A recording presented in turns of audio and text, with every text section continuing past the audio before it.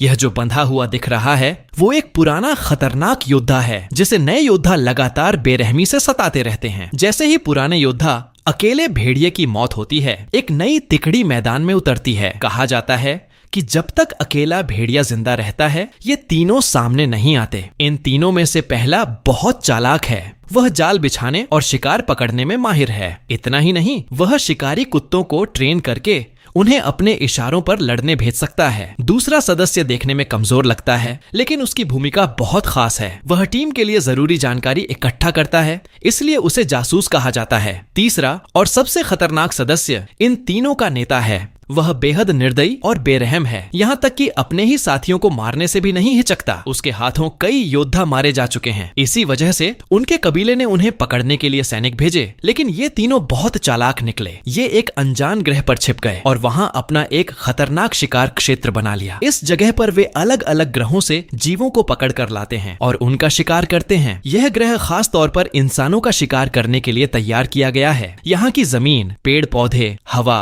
तापमान, नमी सब कुछ धरती जैसा ही बनाया गया है ताकि इंसान आसानी से यहाँ जिंदा रह सके और फिर उनका शिकार किया जा सके। इस तरह ये तीनों एक बंद दुनिया में इंसानों का शिकार करते रहते हैं। लेकिन जब इंसानों के शिकार का 11वां दौर चल रहा था तब कुछ गड़बड़ हो गई। यहीं से कहानी की असली शुरुआत होती है। एक आदमी बेहोशी से जागता है, लेकिन जैसे ही उसे होश आता है वह खुद को हजारों मीटर की ऊंचाई पर आसमान से तेजी से गिरते हुए पाता है। वह घबराकर अपने पैराशूट को खोलने की कोशिश करता है, लेकिन वह खुल ही नहीं रहा। उसे लगता है कि अब वह जमीन पर गिरकर मर जाएगा। तभी अचानक उसका पैराशूट अपने आप खुल जाता है। किस्मत से बचा वह आदमी जंगल में गिरता है और फिर से बेहोश हो जाता है। जब उसे होश आता है तो वह खुद को एक अजीब और अनजान जंगल में पाता है। उसका नाम रॉयस है और वह एक प्रशिक्षित भाड़े का सैनिक है। वह अब भी हालात समझ ही रहा होता है कि अचानक उसके पीछे से एक और आदमी आसमान से गिरता है। यह एक खतरनाक अपराधी है जिसके सीने पर 2 मशीन गन टंगी हुई हैं। वह भी डरा हुआ है और तुरंत रॉयस पर बंदूक तान देता है। दोनों के बीच तनाव बढ़ जाता है। तभी अचानक एक और आदमी उनके बीच आ गिरता है और गिरते ही उसकी मौत हो जाती है। रॉयस, जो बहुत तेज दिमाग और समझदार है, जल्दी ही अंदाजा लगा लेता है कि खतरा कहीं आसपास ही है। वह चुपचाप घूमकर दुश्मन के पीछे पहुंच जाता है। उस वक्त दुश्मन की बंदूक जाम हो जाती है और उसे पता भी नहीं चलता कि कोई उसके पीछे खड़ा है। रॉयस उसकी गर्दन पर बंदूक रख देता है और शांत आवाज में कहता है, अगर मैं तुम्हारा दुश्मन होता तो अब तक तुम मर चुके होते। वह आदमी धीरे धीरे मुड़ता है और पूछता है, तो हमारा दुश्मन कौन है? लेकिन रॉयस के पास इस सवाल का कोई जवाब नहीं होता, क्योंकि उसे खुद भी नहीं पता कि यहाँ क्या हो रहा है। तब वह आदमी अपना नाम बताता है, निकोलाई। वह एक खास सेना का जवान है जो आतंकवाद से लड़ने के लिए ट्रेन किया गया है। थोड़ी देर की बातचीत के बाद उन्हें पता चलता है कि तीनों की आखिरी याद एक तेज रोशनी की है और फिर होश आया तो वे इस अजीब जगह पर थे। तीनों अब भी इस रहस्य को समझने की कोशिश ही कर रहे होते हैं कि तभी रॉयस को थोड़ी दूर एक महिला स्नाइपर दिखाई देती है। उसका नाम इसाबेल है और वह पहले इजराइल की सेना में रह चुकी है। इसाबेल बताती है कि वह धरती के कई जंगलों में जा चुकी है, लेकिन इस मौसम में यह जंगल असामान्य रूप से बहुत ज्यादा गर्म है। साथ ही उसने कई पैराशूट भी देखे हैं। सच्चाई जानने के लिए चारों लोग जंगल के अंदर जाने का फैसला करते हैं। तभी अचानक उनके पीछे से एक और आदमी सामने आता है। उसका नाम हांजो है और वह एक खामोश लेकिन खतरनाक हत्यारा है। उसकी खासियत है कि वह बिना किसी को पता चले चुपचाप सबके पीछे पीछे चल सकता है। कुछ ही देर में उन्हें 2 और आदमी मिलते हैं जो जमीन पर पड़े होते हैं। पहला एक गोरा आदमी है जिसका नाम स्टैन है। वह एक वांछित अपराधी है, बेपरवाह, गंदे दिमाग वाला और पूरी तरह से बदमाश। दूसरा एक काला आदमी है जिसे सब कूच कहते हैं। वह एक विद्रोही सैनिक है। थोड़ा आगे जाने पर उन्हें एक और आदमी मिलता है जो पेड़ से उल्टा लटका हुआ जोर जोर से मदद के लिए चिल्ला रहा होता है। वे लोग उसके पास जाते हैं। रॉयस उससे पूछता है कि क्या उसके पास पैराशूट काटने के लिए कोई चाकू है। वह मना कर देता है। तब रॉयस अपनी बंदूक से पेड़ की टहनी पर निशाना लगाकर गोली मारता है और उसे नीचे गिराकर बचा लेता है। वह आदमी देखने में सीधा साधा लगता है और बताता है कि वह एक डॉक्टर है। इस तरह अब वह भी उनके साथ जुड़ जाता है। अब ये सातों लोग आगे बढ़ने का फैसला करते हैं। रास्ते में कूच देखता है कि हांजो एक जगह चुपचाप खड़ा है, जैसे किसी चीज को ध्यान से देख रहा हो। सभी लोग उसके पास जाते हैं और सामने का नजारा देखकर हैरान रह जाते हैं। वहाँ एक अजीब सा टोटम बना होता है जो किसी बलि की जगह जैसा लगता है। उसके नीचे अनजान जीवों की हड्डियों का ढेर पड़ा होता है। इस सब को देखकर सभी लोग और भी ज्यादा उलझन में पड़ जाते हैं। लेकिन रॉयस कहता है कि अभी सबसे जरूरी बात है किसी तरह यहाँ से जिंदा निकल निकलना। वे तय करते हैं कि ऊंचाई वाली जगह पर जाकर रास्ता खोजेंगे। रास्ते में निकोलाई को एक अजीब सा पौधा दिखाई देता है। वह उसे तोड़ने ही वाला होता है कि डॉक्टर तुरंत उसे रोक देता है। डॉक्टर अपने छोटे चाकू से उस पौधे के कुछ हिस्से काटता है और बताता है कि यह एक बहुत जहरीला पौधा है। हल्का सा छूने से भी पूरा शरीर सुन्न हो सकता है। डॉक्टर की इस मदद के बदले निकोलाई वादा करता है कि वह उसे सुरक्षित यहाँ से बाहर ले जाएगा। आगे चलते हुए इसाबेल आराम करने का सुझाव देती है, लेकिन रॉयस बहुत बेचैन नजर आता है। वह कहता है कि उसे सिर्फ जिंदा बचना है। तब इसाबेल उसे एक अजीब चीज दिखाती है। वह एक चुंबकीय सुई को पत्ते पर रखकर पानी में छोड़ देती है। पत्ता पानी में तैरता रहता है और सुई लगातार घूमती रहती है। रॉयस, जो बहुत ध्यान से हर चीज को देखता है, इस घटना को देखकर और भी ज्यादा सोच में पड़ जाता है। उसे याद आता है कि सूरज भी अब तक अपनी जगह से हिला नहीं है। अब उसे शक होने लगता है कि वे किसी सामान्य जगह पर नहीं हैं, बल्कि उन्हें चुनकर यहाँ लाया गया है। इन सब में हर कोई एक प्रशिक्षित और खतरनाक इंसान है, लेकिन रॉयस को समझ नहीं आता कि उनके बीच एक साधारण सा डॉक्टर क्यों है। यह सोचकर वह आगे जंगल में बढ़ जाता है और बाकी सब भी उसके पीछे चल पड़ते हैं। जंगल के अंदर उन्हें एक लोहे का पिंजरा मिलता है जो आसमान से गिराया गया था। उस पिंजरे के अंदर सिर्फ किसी जानवर की उतरी हुई खाल बची होती है, जैसे उसे किसी ने खा लिया हो। अब सबको समझ आ जाता है कि यहाँ सिर्फ वही लोग नहीं लाए गए हैं, बल्कि और भी कई जीव इस शिकार का हिस्सा हैं। वे देखते हैं कि ऐसे कई पिंजरे पेड़ों पर लटके हुए हैं। आगे बढ़ते हुए अचानक कूच एक टहनी से टकराकर गिर जाता है और उसी के साथ एक के बाद एक कई जाल सक्रिय हो जाते हैं। चारों तरफ से तेज धार वाले हथियार उनकी तरफ उड़ने लगते हैं, लेकिन समय रहते सभी लोग अलग अलग दिशाओं में भागकर खुद को बचा लेते हैं। अफरा तफरी के बीच अचानक इसाबेल का पैर फिसल जाता है और वह कांटों से भरे एक गड्ढे में गिरने लगती है। बस कुछ ही पल बाकी थे कि वह नीचे गिरकर बुरी तरह घायल हो जाती। तभी रॉयस अपनी जान जोखिम में डालकर समय पर वहां पहुंचता है और उसे बचा लेता है, वरना इसाबेल का बचना नामुमकिन था। इसके बाद सबको समझ आता है कि उन्होंने जो जाल चालू किया था वह किसी इंसान ने पहले से लगाया हुआ था। उस आदमी की लाश वहीं पास में पड़ी होती है और उसके शरीर की हालत देखकर अंदाजा लगता है कि उसे मरे हुए लगभग 2 हफ्ते हो चुके हैं। रॉयस ध्यान से देखकर बताता है कि यह जाल इंसानों के लिए नहीं था, बल्कि किसी बड़े और खतरनाक जीव को पकड़ने के लिए बनाया गया था। लेकिन असली शिकार इस जाल में फंसा ही नहीं, बल्कि उसने दूर से ही उस आदमी को मार दिया था। जाते जाते कूच को पेड़ों के बीच कुछ अजीब सा दिखाई देता है, जैसे कोई अदृश्य चीज उन्हें देख रही हो। वह डर जाता है, लेकिन साफ साफ कुछ देख नहीं पाता। जब इसाबेल उससे पूछती है कि उसने क्या देखा,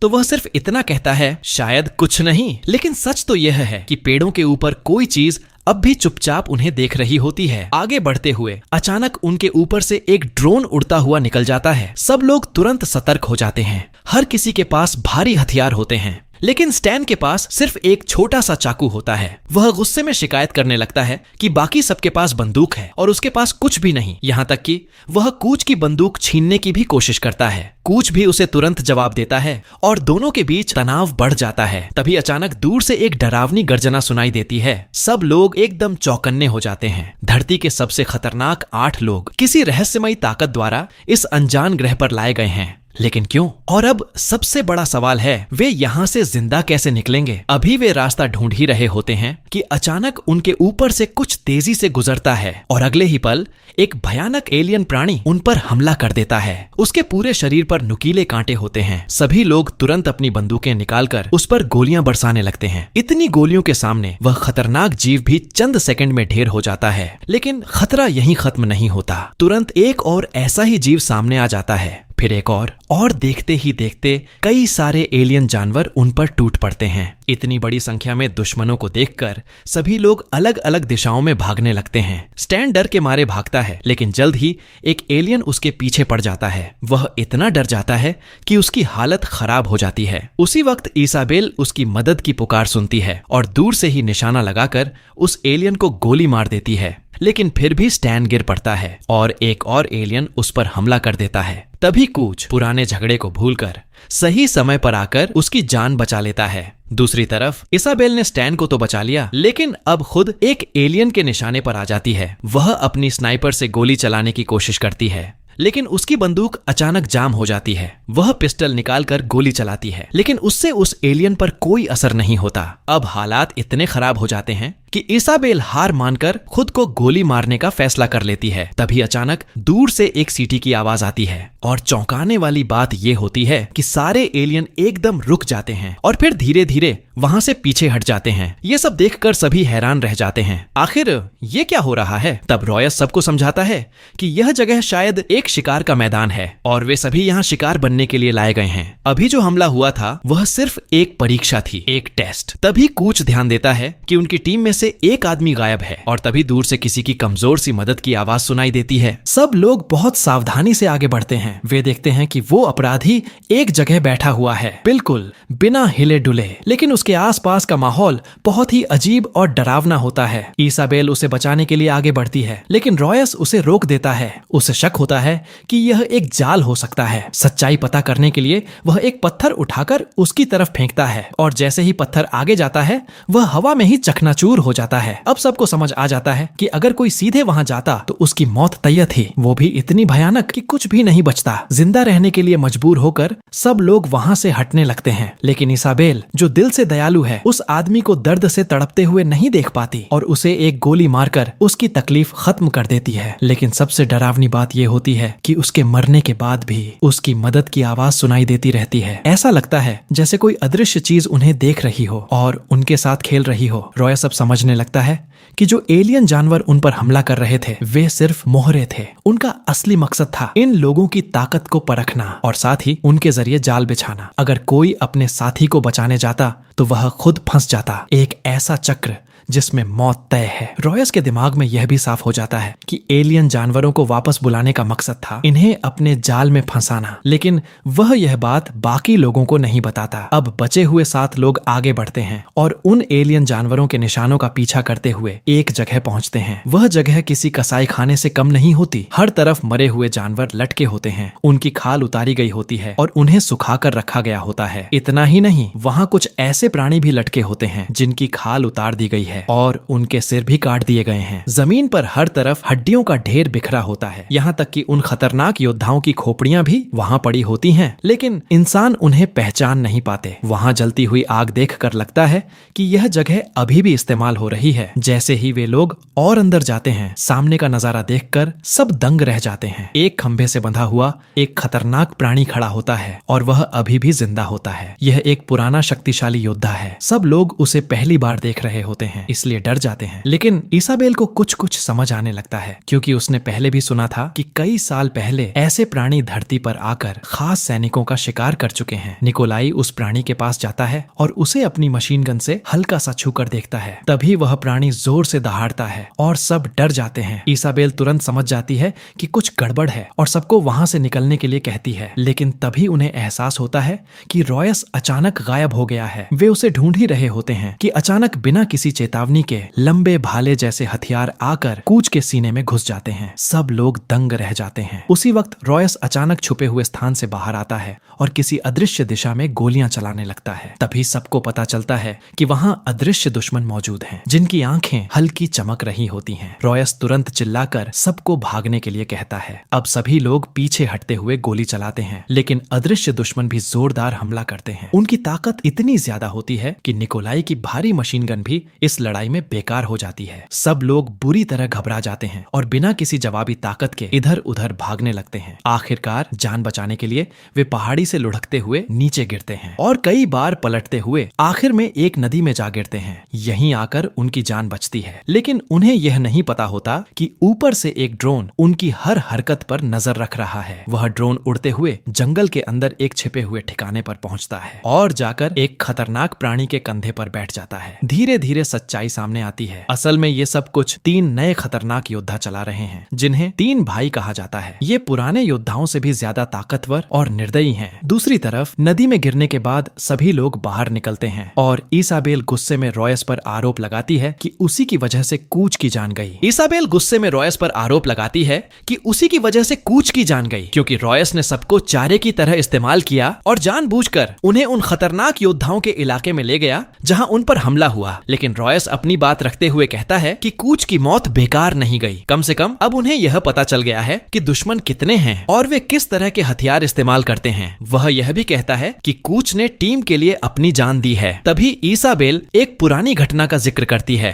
वह बताती है कि साल 1987 में एक बेहद ताकतवर स्पेशल फोर्स की टीम जंगल में गई थी, लेकिन उस मिशन से सिर्फ एक ही आदमी जिंदा वापस आया था। उसने बताया था कि वहां उन्हें एक अजीब प्राणी मिला था जो खुद को अदृश्य कर सकता था और गर्मी के जरिए इंसानों को ढूंढ सकता था। आखिर में उस आदमी ने अपने पूरे शरीर पर कीचड़ लगा लिया ताकि वह उस प्राणी की नजर से बच सके और इसी तरह उसकी जान बची थी। अब सबको समझ आ जाता है कि वही खतरनाक प्राणी यहाँ भी मौजूद हैं और वही उनका शिकार कर रहे हैं। रॉयस साफ कहता है, चाहे वो कोई भी हो, हमें उसे मारना ही होगा। सब मिलकर फैसला करते हैं कि अब वे भागेंगे नहीं बल्कि जाल बिछाकर पलटवार करेंगे। वे एक योजना बनाते हैं और जाल तैयार कर लेते हैं, लेकिन काफी देर तक इंतजार करने के बाद भी कोई दुश्मन नहीं आता। तभी इसाबेल अपने स्नाइपर से देखती है कि कुछ जीव जाल के आसपास घूम रहे हैं लेकिन अंदर नहीं आ रहे। अब रॉयस एक खतरनाक फैसला लेता है। वह डॉक्टर को आगे भेजता है ताकि वह चारे की तरह दुश्मन को अपनी तरफ खींच सके।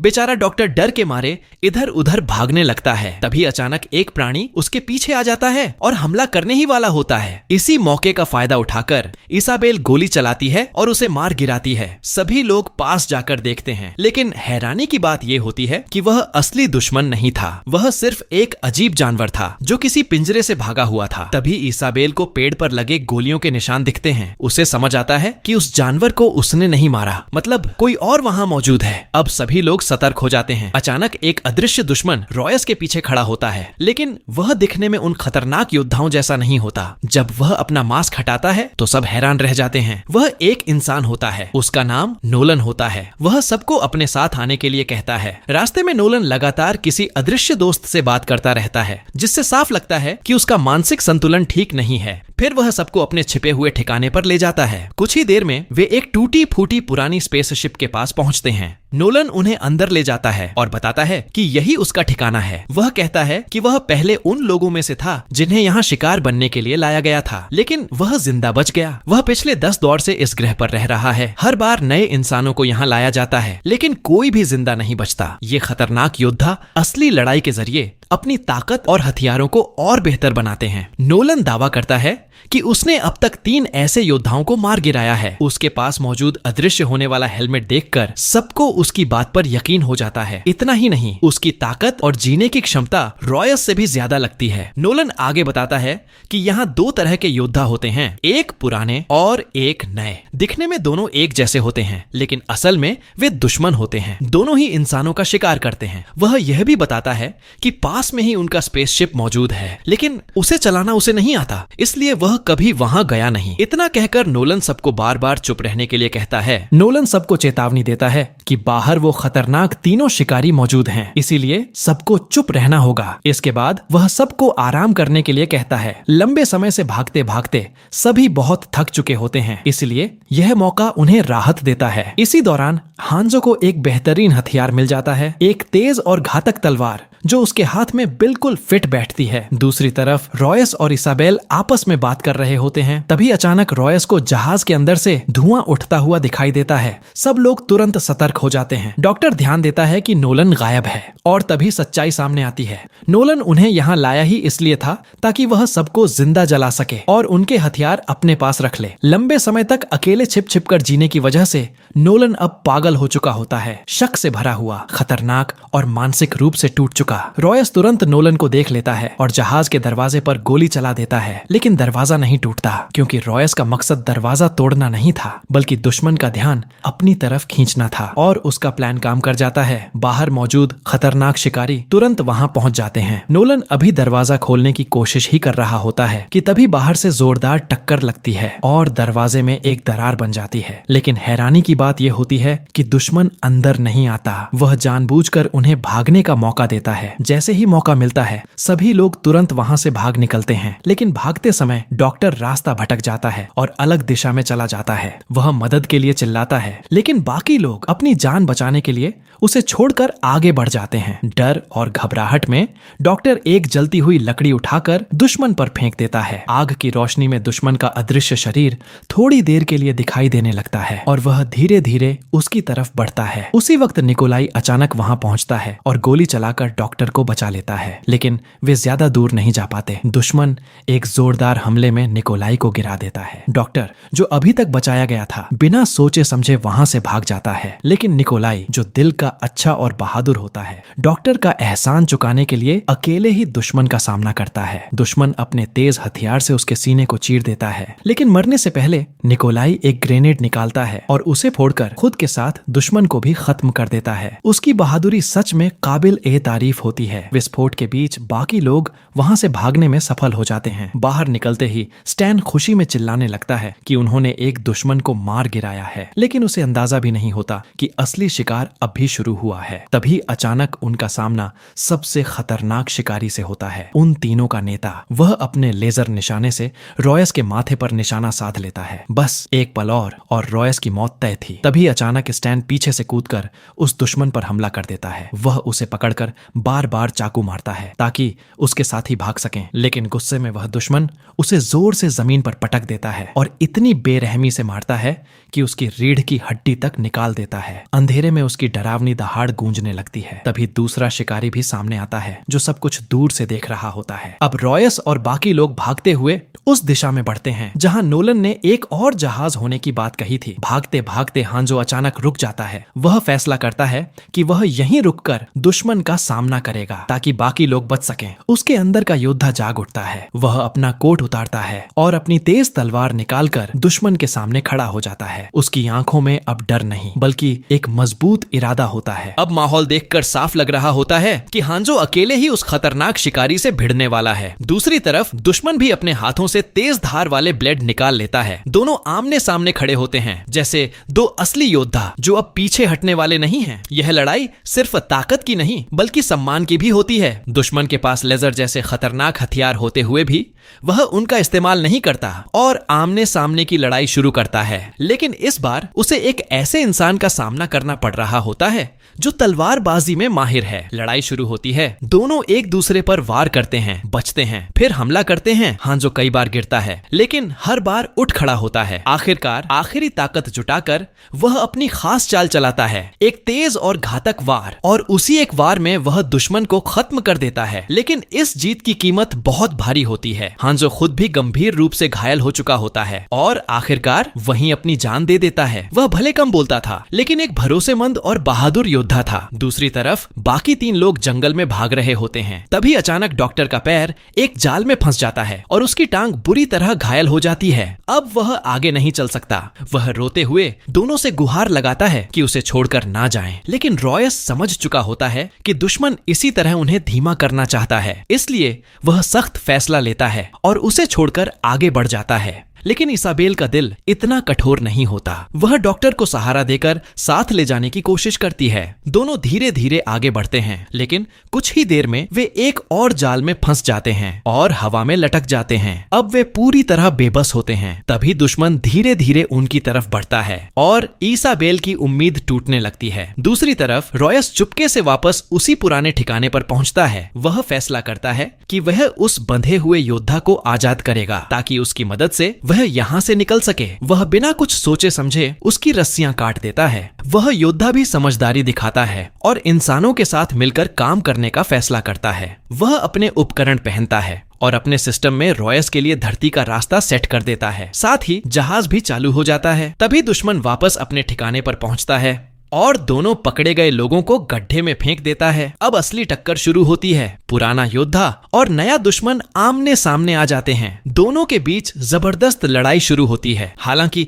पुराना योद्धा काफी समय तक बंधा रहने के कारण कमजोर हो चुका होता है, फिर भी उसकी ताकत साफ नजर आती है। वह दुश्मन को जोरदार तरीके से पटक देता है, लेकिन नया दुश्मन नियमों से नहीं लड़ता। वह चालाकी और क्रूरता से हमला करता है। आखिरकार वह पुराने योद्धा को काबू में कर लेता है और बेरहमी से उसकी जान ले लेता है। इसी बीच रॉयस जहाज तक पहुंच जाता है। वह कुछ पल के लिए सोचता है और फिर फैसला करता है कि वह भागेगा नहीं। तभी दुश्मन भी तेजी से उसकी तरफ बढ़ता है, लेकिन जैसे ही वह देखता है कि जहाज उड़ने वाला है, वह तुरंत एक खतरनाक बटन दबा देता है। जैसे ही दुश्मन बटन दबाता है, उड़ता हुआ जहाज पल भर में ही धमाके के साथ खत्म हो जाता है। गड्ढे के अंदर फंसी इसाबेल यह धमाका सुनती है और उसे लगता है कि रॉयस अब मर चुका है। उसी समय डॉक्टर उससे पूछता है, अगर समय वापस मिल जाए तो क्या तुम मुझे फिर बचाओगी? इसाबेल बिना सोचे हाँ कहती है। वह यह भी कहती है कि अगर हालात बहुत खराब हो गए तो वह दोनों को बिना दर्द के गोली मार देगी। डॉक्टर यह सुनकर भावुक होने का नाटक करता है, लेकिन अगले ही पल वह अपनी असली सच्चाई दिखाता है। वह एक जहरीले पदार्थ से भरा चाकू निकालता है और इसाबेल को हल्का सा काट देता है। कुछ ही सेकंड में इसाबेल का पूरा शरीर सुन्न पड़ जाता है। वह न हिल सकती है न बोल सकती है। तभी सच्चाई सामने आती है। डॉक्टर कोई मासूम इंसान नहीं बल्कि एक खतरनाक और चालाक हत्यारा है। अब समझ आता है कि यहाँ लाए गए हर इंसान के पीछे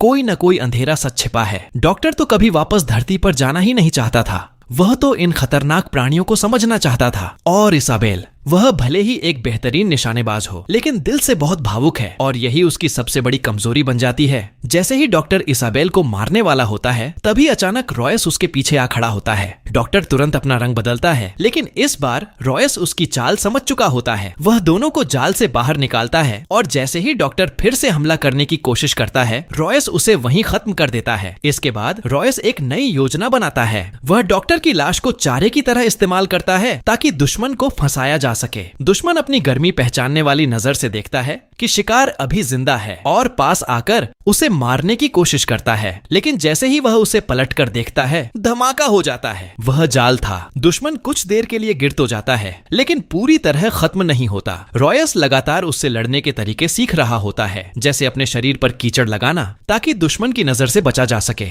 लड़ाई फिर शुरू होती है। दोनों के बीच जबरदस्त मुकाबला होता है। कुछ समय तक रॉयस बढ़त बना लेता है, लेकिन दुश्मन भी बहुत ताकतवर होता है। आखिरकार रॉयस थक जाता है और एक पेड़ के पीछे छिपकर सांस लेने लगता है, लेकिन उसकी तेज धड़कनों को दुश्मन पकड़ लेता है और एक जोरदार हमले में उसे गिरा देता है। उधर इसाबेल, जो अब भी घायल होती है, अपनी पूरी ताकत लगाकर रेंगते हुए अपनी स्नाइपर गन तक पहुंचती है। दुश्मन अब रॉयस के साथ खेलना शुरू करता है। वह उसे तुरंत नहीं मारता, बल्कि उसे तड़पाता है। जैसे ही वह आखिरी वार करने वाला होता है, इसाबेल पूरी ताकत लगाकर ट्रिगर दबाती है। गोली सीधा दुश्मन को लगती है और हालात बदल जाते हैं। लेकिन दुश्मन भी चालाक होता है। वह पलटकर वार करता है और इसाबेल के कंधे में चोट पहुंचाता है। अब रॉयस का गुस्सा फूट पड़ता है। वह जमीन से एक हथियार उठाता है और पूरी ताकत से दुश्मन पर टूट पड़ता है। वह बार बार हमला करता है, इतना कि आखिरकार दुश्मन वहीं ढेर हो जाता है। इस भयानक लड़ाई के बाद